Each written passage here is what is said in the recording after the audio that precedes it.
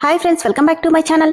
ఈ స్టోరీకి writer SNMR Sridhar గారండి. శ్రీధర్ గారి అన్ని స్టోరీస్ కి కాపీరైట్స్ వర్తిస్తాయి. ఆయన పర్మిషన్ లేకుండా యూట్యూబ్ లోనే కాదు, మరే ఇతర సోషల్ మీడియా నెట్వర్క్ లో కూడా ఆయన స్టోరీస్ ని అప్లోడ్ చేయడానికి వీల్లేదు. దయచేసి అలా చేయకండి ఫ్రెండ్స్. అలా చేస్తే లీగల్ గా చాలా ప్రాబ్లమ్స్ ఫేస్ చేయాల్సి వస్తుంది. అలానే ఈ స్టోరీస్ చదువుతున్న వాళ్ళైనా వింటున్న వాళ్ళైనా మీరు మరే ఛానల్లోనైనా శ్రీధర్ గారి స్టోరీస్ ని చూసినట్లయితే వెంటనే నాకు కామెంట్ బాక్స్ లో మెసేజ్ చేయండి.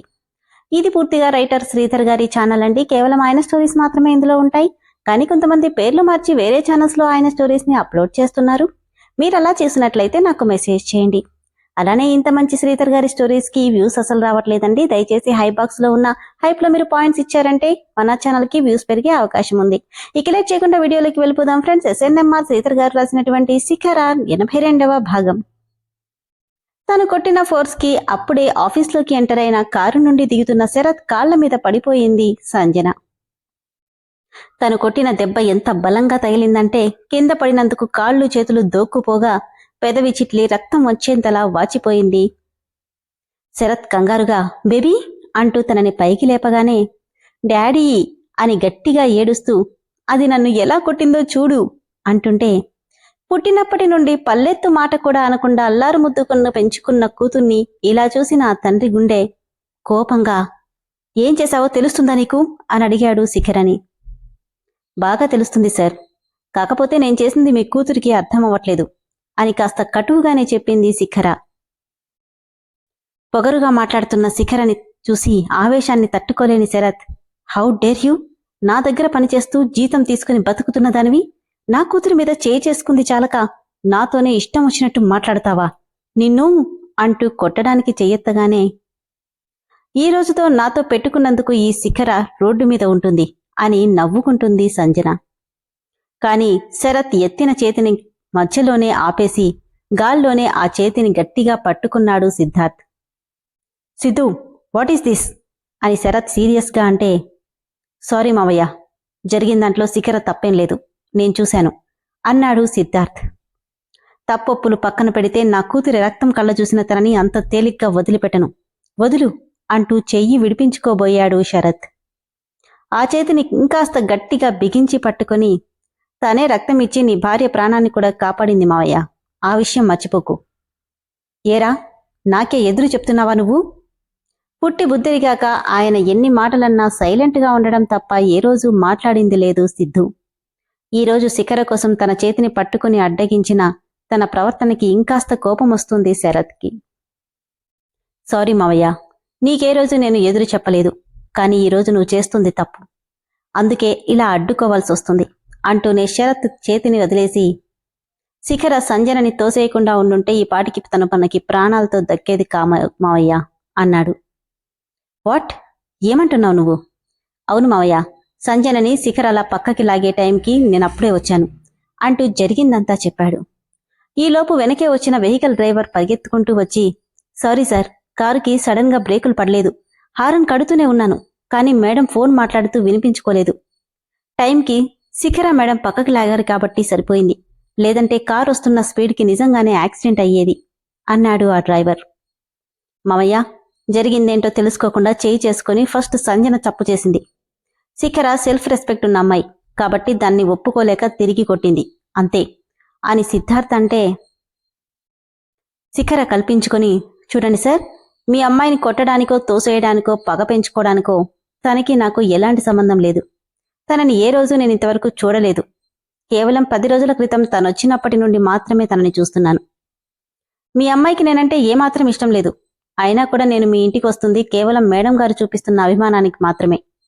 నాకు డబ్బు పరపతి ఏమీ లేవు. నేనొక అనాథని. అంత మాత్రాన ఎవరో ఒక మాట అంటే పడుండాల్సిన అవసరం నాకు లేదు. మీ దగ్గర పనిచేస్తున్నాను కానీ ఊరికే పనిచేయట్లేదు. నేను కష్టపడుతున్నాను కాబట్టే మీరు నాకు డబ్బులిస్తున్నారు, అది గుర్తు పెట్టుకోండి అని గట్టిగా చెప్పడంతో శిఖరని ఫేస్ చేయలేని శరత్ ఫాస్ట్గా లోపలికెళ్ళిపోయాడు. సిద్ధు సంజన దగ్గరికొచ్చి తన చేయి పట్టుకుని శిఖర ఎదురుగా నిలబెట్టి, సంజు, తనకి సారీ చెప్పు, అన్ని ప్రాణానికి కాపాడినందుకు థ్యాంక్స్ కూడా చెప్పు. వాట్, నేను ఈవిడికి సారీ చెప్పాలా? నెవర్ అని సంజన అంటే, ఇప్పుడు నువ్వు చెప్పకపోతే చుట్టూ ఒకసారి చూసి ఇంతమంది ముందు తన కాళ్లు పట్టుకుని క్షమాపణ అడిగేలా చేస్తాను, సే సారీ అని సిద్ధార్థ్ గట్టిగా చెప్పడంతో ఏ రోజు తనని పల్లెత్తు మాట కూడా అనని తన బావ ఈరోజు ఒక పరాయి ఆడపిల్ల కోసం తన కాళ్ళు పట్టిస్తాననడం ఆశ్చర్యాన్ని కలిగిస్తుంటే, నాతో తన కాళ్ళు పట్టిస్తానంటావా బావా? నువ్వేం మాట్లాడుతున్నావో నీకు తెలుస్తుందా? తెలుస్తుంది. తను లేకపోతే ఈ క్షణం నువ్వు లేవు. చెప్పిన పని చేస్తావా, లేదంటే నేనన్నంత పని చెయ్యమంటావా? చుట్టూ ఒకసారి చూసి అందరూ తన వైపే చూస్తుండడంతో శిఖర వైపు చూసి సారీ అండ్ థ్యాంక్ యూ అని కసిగా చెప్తుంటే, శిఖర పెదవుల మీద అదే కన్నింగ్ స్మైల్. నన్నేదో చేస్తానన్నావు, ఇప్పుడు నువ్వే నా కాళ్ళు పట్టుకునే పరిస్థితి వచ్చేసింది అన్నట్టుగా ఉంది శిఖర నవ్వుతున్న నవ్వు. రెక్లెస్గా చూపొకటి తన వైపు విసిరి ఆఫీస్లోకి వెళ్లిపోయింది శిఖర.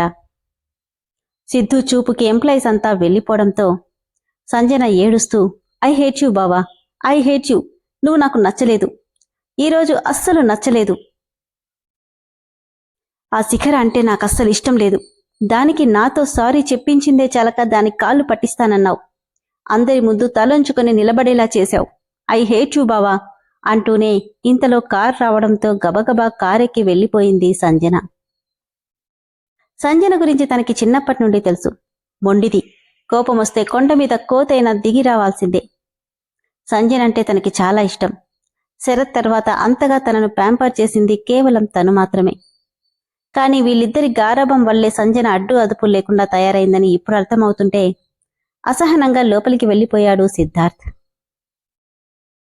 పదే పదే సంజన కొట్టడం గుర్తొస్తుంటే మరోవైపు శరత్కి తనకి మధ్య అడ్డుగా నిలిచిన సిద్ధు కళ్ల ముందు మెదులుతున్నాడు శిఖరకి.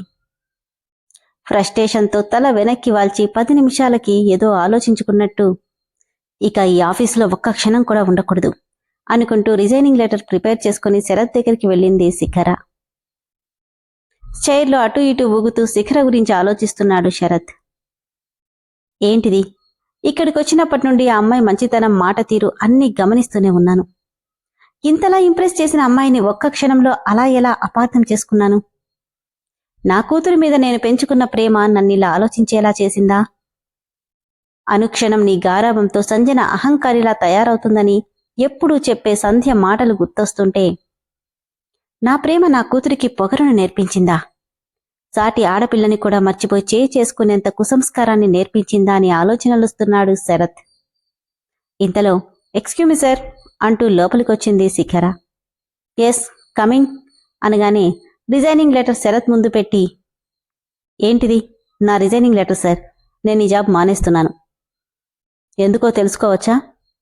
మనిషికి మానవత్వానికి విలువలేని చోట నేను పనిచేయలేను అని చెప్పి వెళ్ళిపోతుంటే, ఇక్కడ జాబ్ మానేస్తే నీకు మరో జాబ్ దొరకడం అంత ఈజీ కాదు శిఖర అన్నాడు శరత్.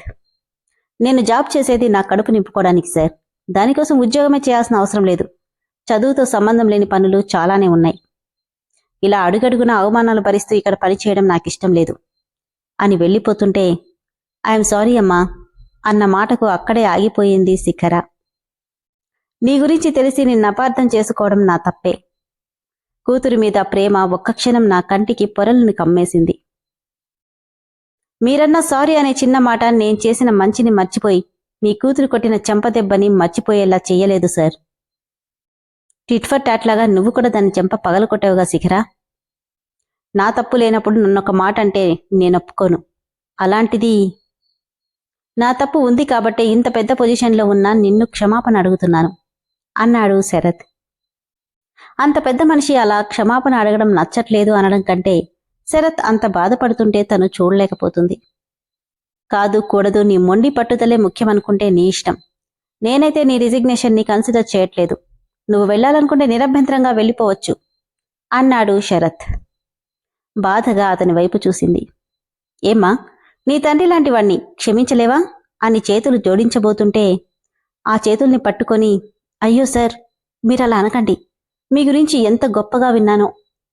నాలాంటి సాధారణ అమ్మాయి దగ్గర ఇలా బెండవడం నాకస్సలు నచ్చలేదు. తప్పున్నప్పుడు తలొంచడంలో తప్పులేదు తల్లి. నా సారీని యాక్సెప్ట్ చేసినట్టేగా అంటే నవ్వుతూ కళ్ళార్పింది.